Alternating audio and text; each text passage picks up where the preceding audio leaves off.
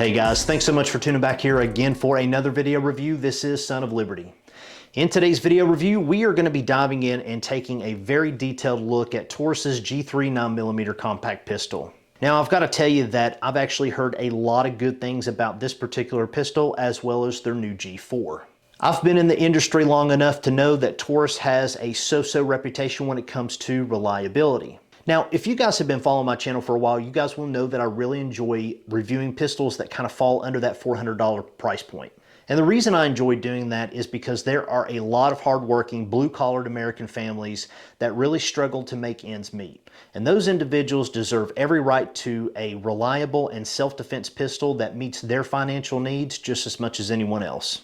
So how did this one actually stack up to the competition in regards to some of the other pistols that I've reviewed here on the channel under that $400 price point? Stay tuned, guys. Let's find out together.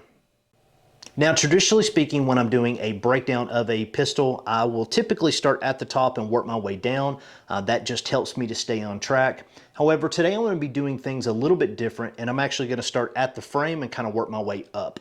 As I do so, I'll actually be talking about the pros and the cons, and then we'll come back for a quick recap with my final thoughts.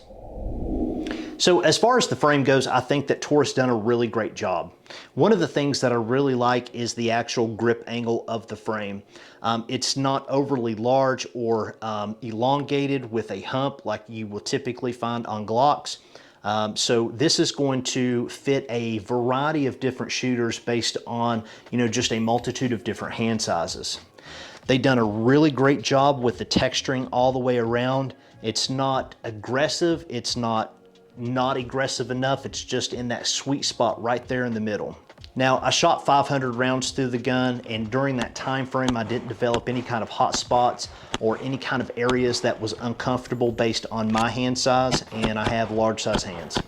Now, one of the areas that I think is really overlooked among gun manufacturers is how the trigger guard itself is shaped.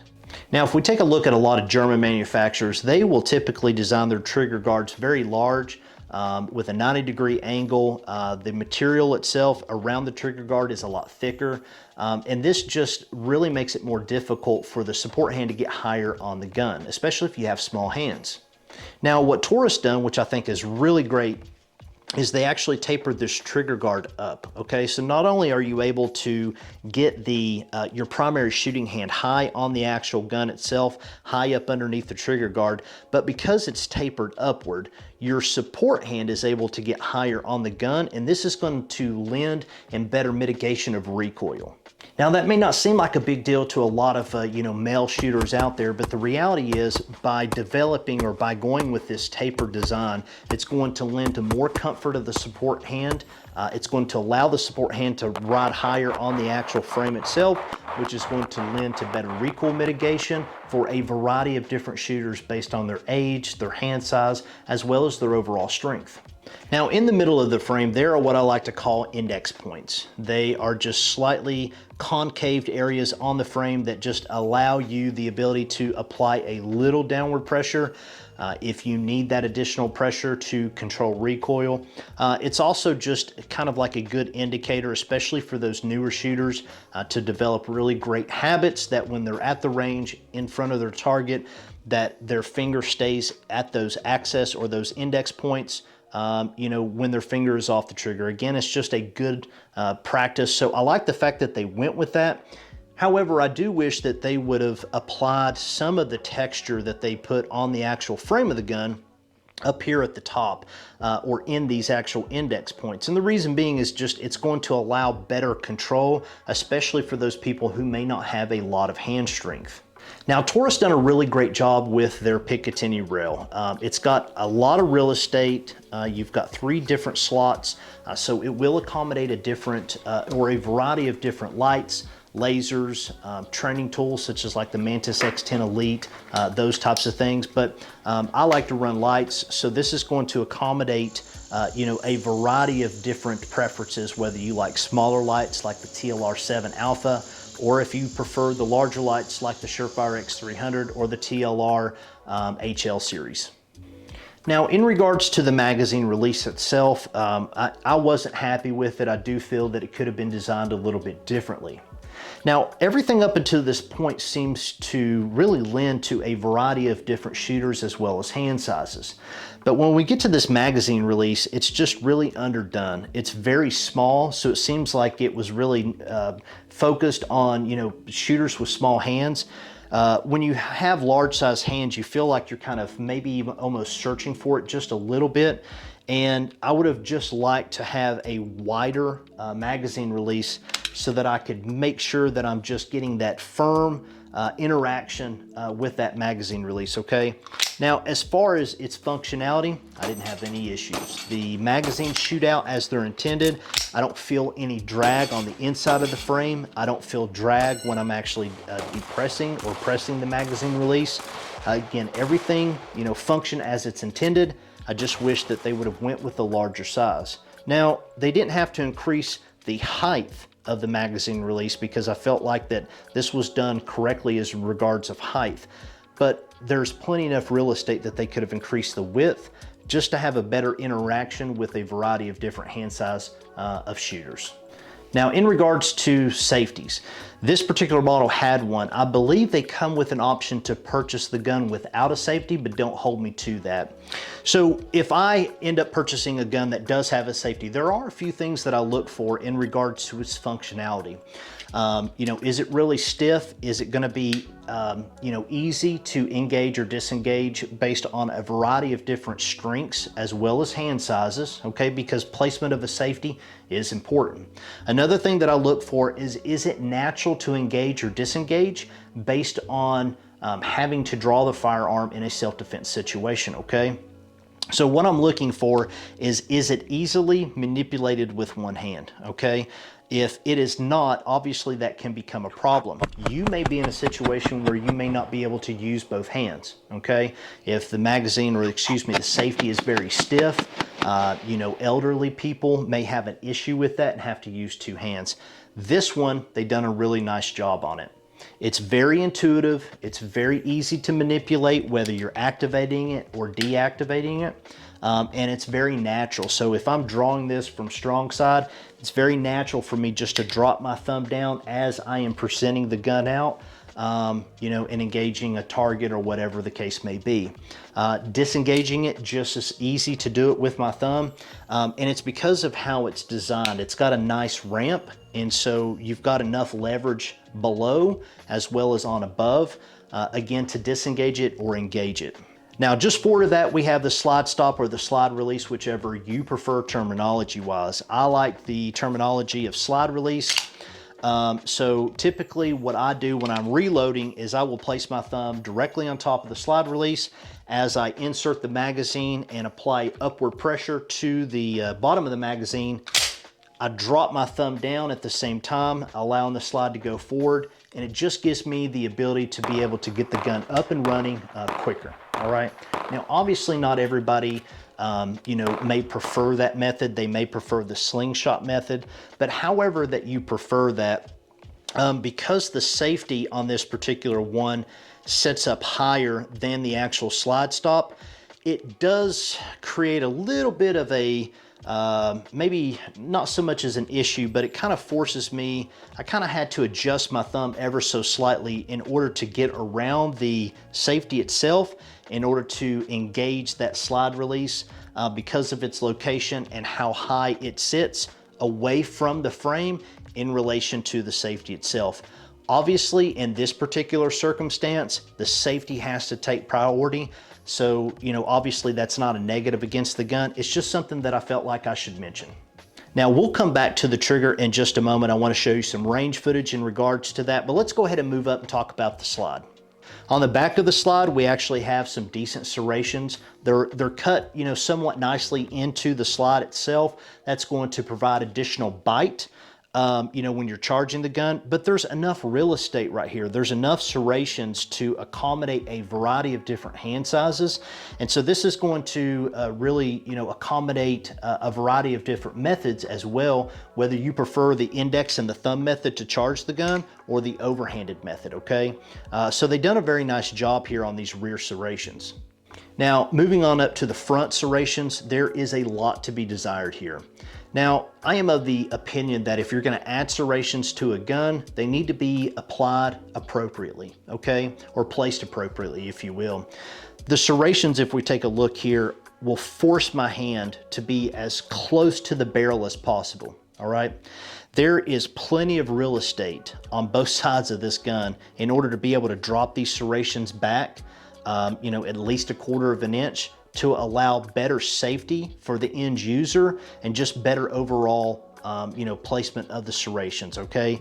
Sometimes, depending on the malfunction, I will roll the gun back ever so slightly to verify what kind of malfunction that it is. If it's something that I feel I might have to strip the magazine out itself, like a double feed, typically what I will do, I will tap it. If that doesn't clear it, I will simply roll the gun in my hand, bring that back to a slide lock, rip the magazine out, insert a new magazine, and now I'm back on target. I want to be able to get the gun up running as quickly as possible.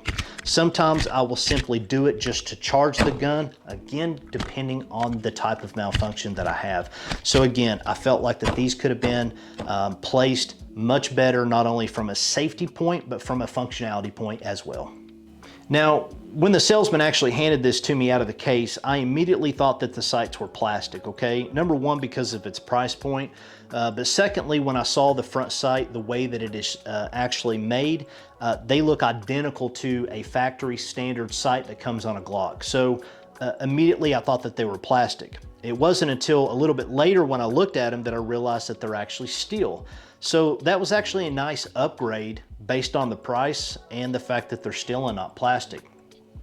So if we take a look at the rear sight here, it's actually got serrations. If you're new to firearms, the reason that they do that is to cut down on glare, bright lights, or in a sunny environment. It's just to reduce the amount of glare that you may experience on the rear sight. The front of the sight, though, I did have some issues, not a deal breaker. During testing on day 2 at the range, the front sight came loose and started to spin on me. I did have a tool to tighten it down, but I did not have any Loctite. I tightened it down enough, which I thought was gonna hold it, but once I got to the range during testing of day 3, the front sight came loose again. So the last time I did have some Loctite, I applied that to that. And obviously I've not had any issues with that. I do feel like that is a quality control issue. That is something that they could, you know, reasonably accommodate when the individuals are installing the front sights. Just add a little bit of Loctite, and that's just going to ensure that end users don't have, you know, those types of issues, okay? Again, quality control issue there, but not a deal breaker. The sights are low profile, so they are going to provide less of a snag hazard coming out of a leather holster, you know, coming out of clothing, whatever the case may be. So again, that is a nice touch. And because they are low to the actual gun itself, you're not gonna have a large point of aim, point of impact shift, obviously depending on your yardage, but initially within that 15 yard to 25 yard you know, range distance, okay? So overall, the sights, for what, you know, for the gun and the overall price, I think that they're a good option. Now, in regards to the barrel, there are a few things that I need to actually cover. But first up, let's go ahead and talk about the coating. There's a few reasons companies will add like a bluing or nitride finish to a barrel. Not only does it look aesthetically pleasing to a lot of people and just kind of gives the gun an overall better look, but it does increase the overall longevity, you know, against wear of the barrel. With everything, there is a cost associated with that, which is going to drive up manufacturing cost, which the manufacturer would then have to pass on to you, the end user.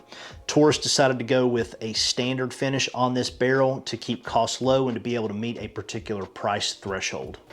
Now, I did have some issues with the barrel on day 1 testing. So once I got to the range and I got loaded up, I started having some failure to feed issues immediately, as you guys can see here from the footage. Initially, you know, I had to go through my own diagnosis. You know, was the gun being particular on its ammo selection, or was it something that the gun needed to be broken in? Obviously, that was a factor that I was considering. Later, I was able to determine that it was a magazine issue, which was causing my failure to feed. But we'll talk about that here in just a second when we tune into the range. After the first magazine, I started to notice that there was something kind of odd going on with the target, but I proceeded to load up another magazine and shoot the second mag. As you guys can see here, in all the years that I've been shooting, I've never seen anything quite like this, but I had spalling, massive amounts of spalling all the way around my shot group. So I loaded everything up. I took some footage of it, with my phone so I could send that to Taurus, and I contacted them. Obviously they're like, send us the gun and everything. I did. About 2 weeks later, I got the gun back, or 2.5 weeks later, I got the gun back with a new barrel. I took it back to the range, and that in fact did fix the issue.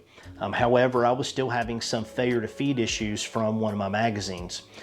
So anyway, let's tune into the range and I'll give you guys a closer look at that, as well as the trigger. All right, guys, so one of the issues that I'm having is a failure to feed issue. Now, obviously, because I've got a brand new barrel in this thing, I know that that is not the issue, because I've already tested it.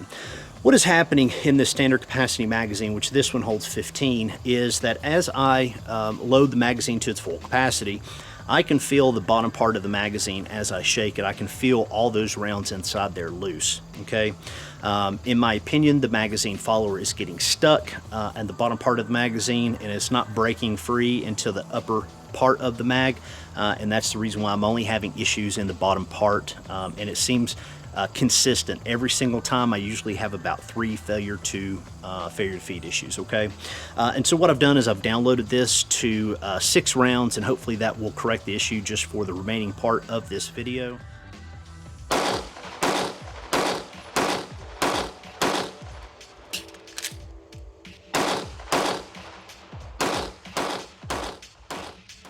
All right, guys, so I want to take just a moment here and show you what the trigger looks like. Its take up, its break, its reset, those types of things. There's some things about the trigger I like. There's some things that I don't like about the trigger. So if we take a look at the trigger, we have a very long take up, okay? So our take up goes to there. All right, so a very long travel. I am not used to that, so it's taken me some getting used to. But once I hit this wall, it is a very pronounced wall. It's not a hard break, it's not a soft break, it's just somewhere right in between. And on this particular pistol, for this particular trigger, it actually feels really good. So again, here is your take up and then the break. Let's take a look at that one more time. Take up and to the wall, break. Now, here's the issue that I find with it. It does have a nice soft reset, somewhat audible. The problem with this particular trigger for me is that there's no forward pressure. All right, so if you're a new shooter, as you become more advanced in shooting and you start to really dial in your reset to minimize the movement of the actual gun, to set yourself up for success in breaking that second shot, different triggers are going to feel differently, and how much force that they apply against your finger to get you to that second, or get you to the reset so that you can break that second shot. Again, this particular one, I believe it does need some work, especially on the take-up. That take-up is just ridiculously too long. But for, something that is specifically for CCW, in my personal opinion, it's just a little bit too long. All right, guys, so that is going to be a wrap on today's video review of Taurus's G3 9mm pistol. Obviously, I wish that I'd had a little bit more success with this pistol. I'd heard nothing but great things about it. Obviously, that is one of the reasons I wanted to test it here on the channel, because I'm constantly looking for those $400 or sub $400 guns for those hardworking, blue-collared Americans, who may not have the money to be able to buy the higher-end guns. Obviously, there are a multitude of different guns that are very reliable, that fall into that financial category, and I want to be able to give those families more buying power. With that being said, I did have plans to do the review of Taurus's G4, but unless Taurus is specifically willing to actually send me one, I think I will take the money from the channel and actually spend it towards another firearm to actually test, just because I feel like the money will be more well spent. I also want to give a special thank you to my good friend who actually owns Range 51, which is where I'm located at here today in Mountain City, Tennessee. A beautiful facility. As you can see, there is all kinds of stuff here for me to do, and I will be coming back here for future reviews on the channel, so this won't be the last time that you'll see me here at this range. So again, special thank you to my good friend. And as always, I want to thank you so much for your continued support here on the channel. Until that next video, guys, take care. Be safe.